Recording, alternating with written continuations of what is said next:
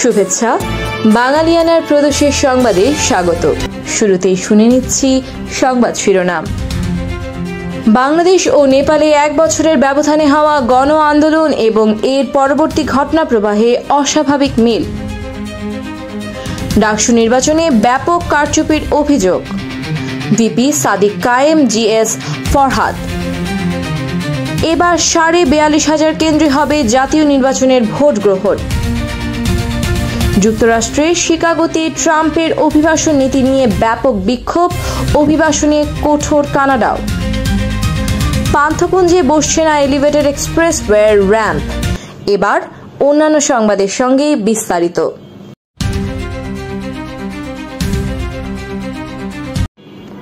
বাংলাদেশে খুব ছোট একটি ইস্যু নিয়ে শুরু হওয়া আন্দোলন প্রাণহানির কারণে পরিণত হয়েছিল এক অগ্নিগর্ভ আন্দোলনে।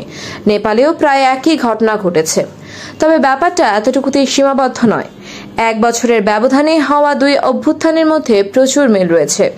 বাংলাদেশের মতো নেপালেও আন্দোলনের নেতৃত্বে ছিল তরুণ প্রজন্ম, বিশেষ করে জেন জি। কাঠমান্ডু থেকে শুরু হওয়া নেপালের 3 কোটি জনসংখ্যার মধ্যে প্রায় 20% জেন জি আর 90% মানুষ ইন্টারনেট ব্যবহারকারী। তাই আন্দোলন মুহূর্তেই ব্যাপক হয়ে ওঠে। নেপালের 4 সেপ্টেম্বর তথ্য প্রযুক্তি মন্ত্রী পৃথ্বী সুব্বা গুরুং 26টি সামাজিক যোগাযোগ মাধ্যম বন্ধের ঘোষণা দেন। কারণ হিসাবে বলা হয় স্থানীয় নিবন্ধন না করা, ঘৃণা ছড়ানো ঠেকানো, প্রতারণা রোধ ইত্যাদি।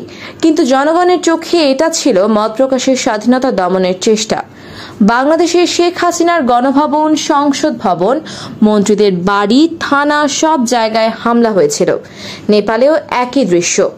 বিক্ষোভকারীরা প্রধানমন্ত্রী ওলির বাড়িতে আগুন ধরিয়ে দেন। তাকে হেলিকপ্টারে করে নিরাপদের স্থানে সরিয়ে নিতে হয়। সাবেক স্বরাষ্ট্রমন্ত্রী রমেশ লেখক ও বিরোধী দলের নেতা পুষ্পকমল দহলের বাসায় হামলা হয়। অর্থমন্ত্রী বিষ্ণু পাউডেলকে আন্দোলনকারীরা প্রকাশ্যে মারধর করেন। বাংলাদেশের সেনাপ্রধান ওয়াকারুজ্জামান শেখ হাসিনাকে পদত্যাগ করতে বলেন। সেনাবাহিনী জানায় তারা জনগণের পাশে থাকবে, গুলি চালাবে না। 5 আগস্ট হাসিনাকে হেলিকপ্টার করে দেশ ছাড়তে হয়।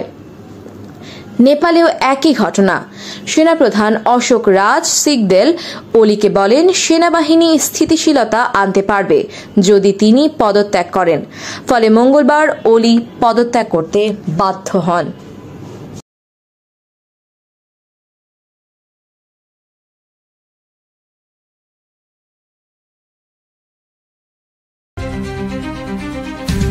জালিয়াতির অভিযোগে ঢাকা বিশ্ববিদ্যালয় কেন্দ্রীয় ছাত্র সংসদ ডাকসু বর্জনের ঘোষণা দিয়েছেন স্বতন্ত্র শিক্ষার্থী ঐক্য প্যানেলের সহ সভাপতি প্রার্থী উমামা ফাতেমা।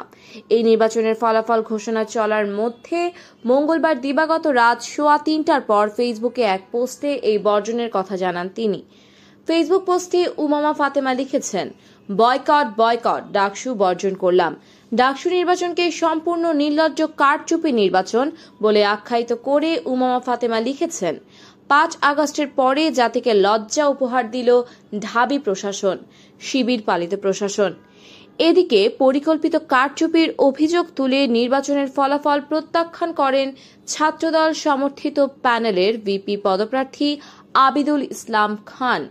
বিভিন্ন ভোট কেন্দ্র থেকে ফলাফল আসার মধ্যেই এই প্রতিক্রিয়া দেন তিনি। আবিদুল ইসলাম খান বলেন, পরিকল্পিত কারচুপির এই ফলাফল দুপুরের পরেই অনুমান করেছি। নিজেদের মতো করে সংখ্যা বসিয়ে নেওয়া হয়েছে। এই পরিকল্পিত প্রহসন আমি প্রত্যাখ্যান করছি। ভোট গ্রহণ নিরপেক্ষ হয়েছে কিনা এই বিষয়ে প্রশ্ন তুলেছেন স্বতন্ত্র প্যানেলের কেন্দ্রীয় সদস্য পদপ্রার্থী মোহাম্মদ সজীব হোসেন। মোহাম্মদ সজীব হোসেন আরও বলেন, গতকাল শহীদুল্লাহ হলের ভোট প্রদান করি কার্জন হলে, যেখানে 3টি প্রধান পদে নিম্নরূপে ভোট প্রদান করেন ভিপি পদপ্রার্থী আবিদ, জিএস পদপ্রার্থী সম্রাট, এজিএস পদপ্রার্থী আশিকুর রহমান জিম, যার মধ্যে জিএস সম্রাটের ভোট 0 দেখানো হয়। আমার প্রশ্ন, আমি নিজ হাতে ভোট দিলাম, আমার ভোট গেল কই? ব্যালট পেপার যদি বাতিল হয় সেটা উপস্থাপন করতে হবে, কারণ বাতিল হওয়ার কথা নয় বলেও জানান তিনি। এর বাইরে মঙ্গলবার থেকেই একাধিক প্রার্থী ও সংগঠন নির্বাচনে নানান অনিয়ম ও কারচুপির অভিযোগ করে আসছিল।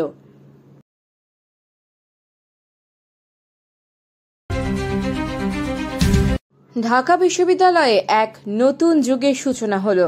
বিশ্ববিদ্যালয়ের ছাত্র সংসদ তথা ডাকসু নির্বাচনে এর আগে কখনোই পূর্ণাঙ্গ প্যানেলই ঘোষণা করতে পারেনি ছাত্র শিবির।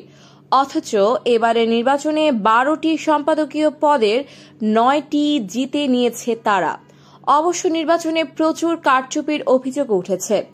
ভিপি পদে শিবির সমর্থিত ঐক্যবদ্ধ শিক্ষার্থী জোটের মোহাম্মদ আবু সাদিক ওরফে সাদিক কায়েম সর্বোচ্চ পেয়েছেন 14,042 ভোট। তার নিকটতম প্রতিদ্বন্দ্বী ছাত্রদল সমর্থিত আবিদুল ইসলাম খান পেয়েছেন 5,708 ভোট। জিএস পদে শিবির সমর্থিত প্রার্থী এস.এম. ফরহাদ পেয়েছেন 10,794 ভোট। তার নিকটতম প্রতিদ্বন্দ্বী ছাত্রদল সমর্থিত শেখ তানবীর বাড়ি হামিম পেয়েছেন 5,283 ভোট। সহ সাধারণ সম্পাদক বা এজিএস পদে শিবির সমর্থিত প্যানেলের মোহাম্মদ মহিউদ্দিন খান বিজয়ী হয়েছেন। তিনি পেয়েছেন 11,772 ভোট।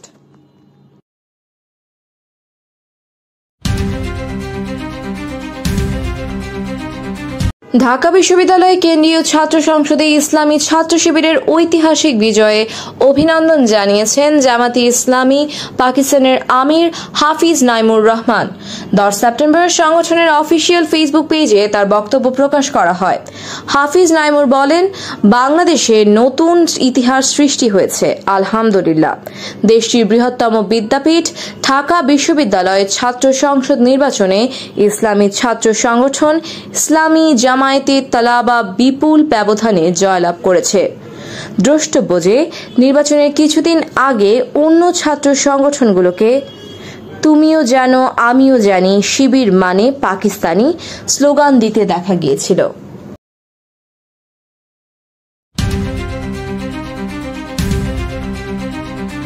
ত্রয়োদশ জাতীয় সংসদ নির্বাচনকে সামনে রেখে সারা দেশে ভোট কেন্দ্রের খসড়া তালিকা প্রকাশ করেছে নির্বাচন কমিশন। নতুন তালিকা অনুযায়ী মোট ভোট কেন্দ্রের সংখ্যা দাঁড়িয়েছে 42,618টি।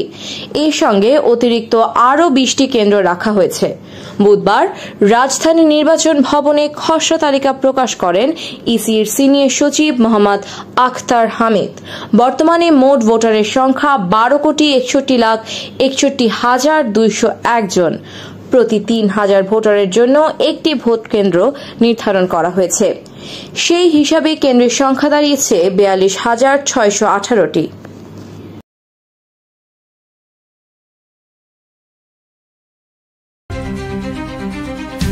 পূবালী ব্যাংকে থাকা ক্ষমতাচ্যুত প্রধানমন্ত্রী শেখ হাসিনার লকার জব্দ করেছে জাতীয় রাজস্ব বোর্ডের কেন্দ্রীয় গোয়েন্দা সেল সিআইসি।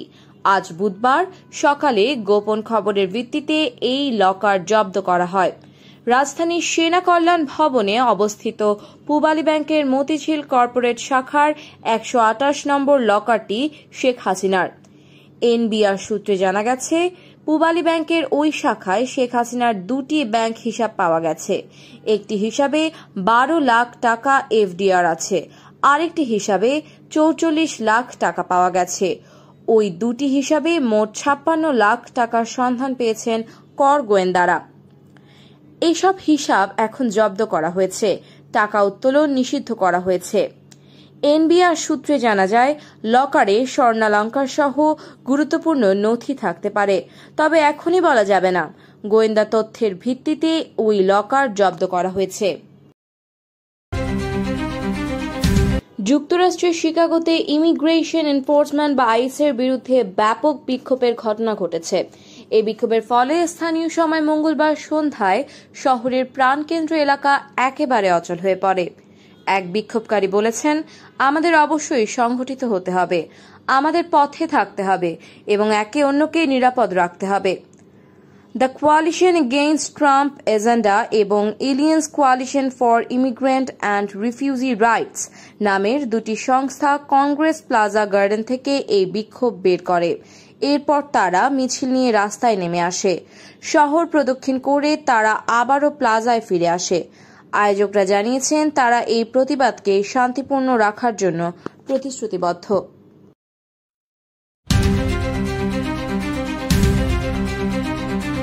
রাজধানীর সোনারগাঁও অংশ সংলগ্ন পান্থকুঞ্জ পার্ক ও হাতিরঝিল অংশে এলিভেটেড এক্সপ্রেসওয়ে নির্মাণ কাজে নিষেধাজ্ঞা দিয়েছেন হাইকোর্ট।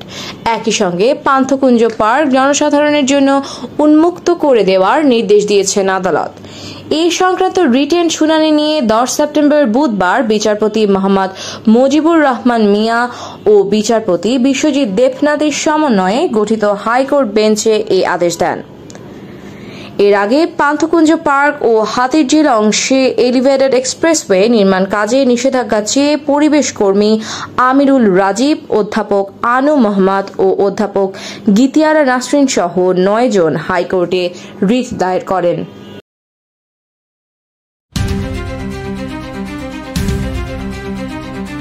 দেশে গত 24 ঘন্টায় ডেঙ্গু আক্রান্ত হয়ে আরও 2 জনের মৃত্যু হয়েছে। এ সময় সারা দেশে হাসপাতালে ভর্তি হয়েছেন 625 জন ডেঙ্গু রোগী। বুধবার 10 সেপ্টেম্বর স্বাস্থ্য অধিদপ্তরের হেলথ এমার্জেন্সি অপারেশন সেন্টার ও কন্ট্রোল রুম থেকে পাঠানো ডেঙ্গু বিষয়ক এক প্রেস বিজ্ঞপ্তিতে এ তথ্য জানানো হয়।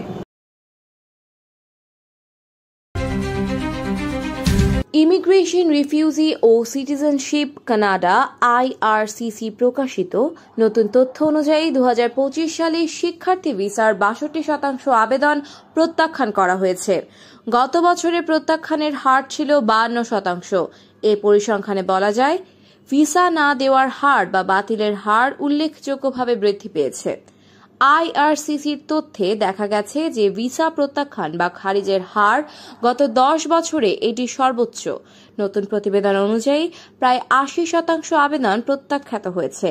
পরিসংখ্যানে প্রকাশ করা হয়নি কোন কোন দেশের আবেদন বেশি বা কোন কোন দেশের আবেদন কম প্রত্যাখ্যান করা হয়েছে। তবে ব্যাপকভাবে শিক্ষার্থী ভিসা প্রত্যাখ্যানে বেশি প্রভাব পড়ছে এশিয়া, আফ্রিকা অঞ্চলের শিক্ষার্থীদের ওপর। এই বছরের 1 সেপ্টেম্বর থেকে যারা কানাডায় আন্তর্জাতিক শিক্ষার্থী হিসেবে আসতে চান তাদের 1 বছরের জীবনযাত্রার খরচ হিসেবে 22,895 কানাডিয়ান ডলার আলাদাভাবে থাকতে হবে, যা আগে ছিল 20,635 ডলার। এই অর্থ 1 বছরের টিউশন ফি ও ট্রাভেল খরচ বাদে ব্যাংকে জমা থাকতে হবে এবং যথাযথ প্রমাণপত্র দেখাতে হবে।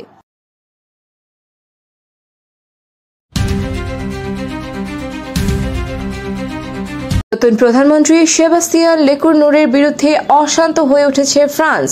বুধবার সকাল থেকে প্যারিস সহ দেশের বিভিন্ন শহরে শয়ে শয়ে বিক্ষোভকারীরা পথে নামেন। তাদের প্রশ্ন, কেন সেবাস্তিয়ান লেকুরনুরকে ফ্রান্সের নতুন প্রধানমন্ত্রী হিসেবে বেছে নিয়েছেন দেশের প্রেসিডেন্ট ইমানুয়েল ম্যাক্রো। বিক্ষোভ ঠেকাতে পুলিশকে কাঁদানে গ্যাস ছুড়তে হয়েছে, পুলিশের দিকে পাল্টা ইট বর্ষণও হয়েছে। সব মিলিয়ে পরিস্থিতি ক্রমশ উত্তপ্ত হয়ে ওঠে। সকাল থেকে অন্তত 200 জন বিক্ষোভকারীকে গ্রেফতার করেছে পুলিশ। সব অবরোধ করো এই দাবি তুলে বুধবার পথে নামেন বিক্ষোভকারীরা। তবে এই আন্দোলনের কোনো নেতৃত্ব প্রকাশ্যে আসেননি। বাসে আগুন ধরানো থেকে শুরু করে ট্রেনের বিদ্যুৎ সংযোগ বিচ্ছিন্ন করে দেওয়ার মতো বিচ্ছিন্ন ঘটনা ঘটেছে ফ্রান্স জুড়ে। স্বরাষ্ট্রমন্ত্রী ব্রুনো রিটেইলোয়ের অভিযোগ, বিক্ষোভকারীরা বিদ্রোহের পরিবেশ সৃষ্টি করার চেষ্টা করেছিলেন, কিন্তু তা ব্যর্থ করা সম্ভব হয়েছে।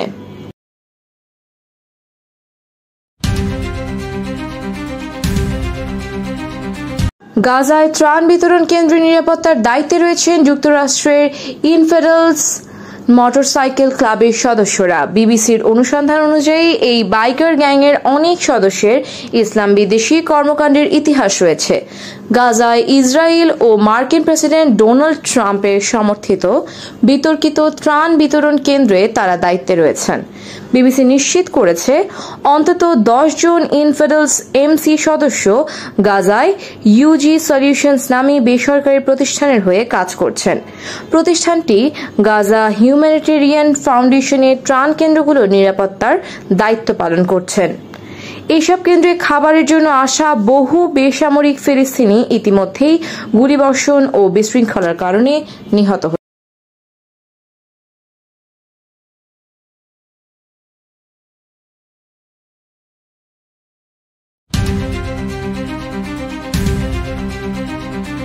কাতারে ইসরায়েলি সামরিক আগ্রাসনকে বেআইনি ও উস্কানিমূলক আখ্যা দিয়ে এ হামলার নিন্দা জানিয়েছে বাংলাদেশ। 10 সেপ্টেম্বর বুধবার পররাষ্ট্র মন্ত্রণালয় থেকে পাঠানো এক বিবৃতিতে এই নিন্দা জানানো হয়। বিবৃতিতে বলা হয়, এ ধরনের পদক্ষেপ কাতারের সার্বভৌমত্ব ও ভৌগোলিক অখণ্ডতার পাশাপাশি আন্তর্জাতিক আইন ও জাতিসংঘ সনদের নীতিমালারও সুস্পষ্ট লঙ্ঘন। বিবৃতিতে আরও বলা হয়, এই হামলার ঘটনা আবারও প্রমাণ করে যে আঞ্চলিক স্থিতিশীলতা, আন্তর্জাতিক শান্তি ও প্রতিষ্ঠিত আন্তর্জাতিক মানদণ্ডের প্রতি ইসরায়েলের অগ্রাহ্যতা অব্যাহত রয়েছে। এমন কার্যক্রম বিশ্বব্যাপী শান্তি ও নিরাপত্তা নিশ্চিতের প্রচেষ্টাকে দুর্বল করে।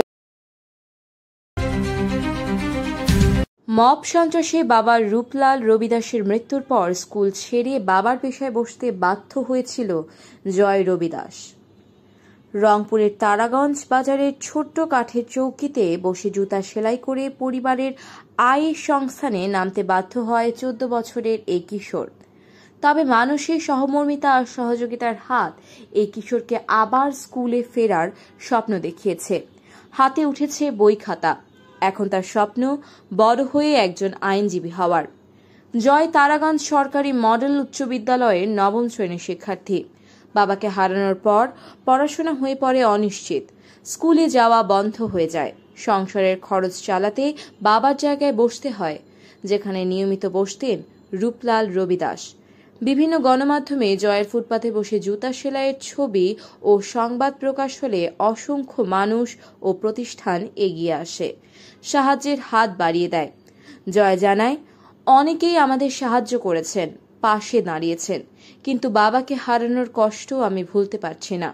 সংসারে বাবার অনুপস্থিতি আমাদের জন্য ভীষণ কষ্টের।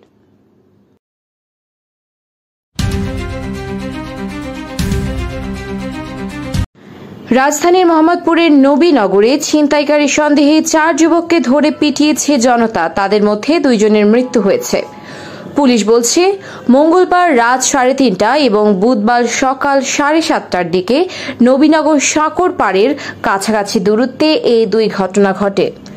মোহাম্মদপুর থানার ওসি কাজী রফিক জানিয়েছেন, তারা ছিনতাই করতে গিয়ে গণপিটুনির শিকার হন। 2টি ঘটনায় 4 জনকে সরওয়ার্দী হাসপাতালে নিয়ে যাওয়ার পর কর্তব্যরত চিকিৎসক 2 জনকে মৃত ঘোষণা করেন। আহত 2 জন একই হাসপাতালে ভর্তি আছেন।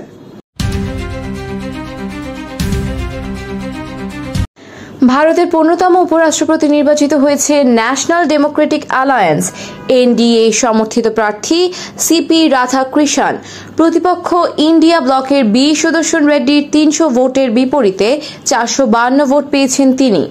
রাজ্যসভা এবং লোকসভার সকল সদস্য ইলেকটোরাল কলেজে ছিলেন। ইলেকটোরাল কলেজের সংখ্যা ছিল 781। কংগ্রেস জানিয়েছে, উপরাষ্ট্রপতি নির্বাচনে মোট 315 জন বিরোধী দলীয় আইন প্রণেতা ভোট দিতে উপস্থিত ছিলেন।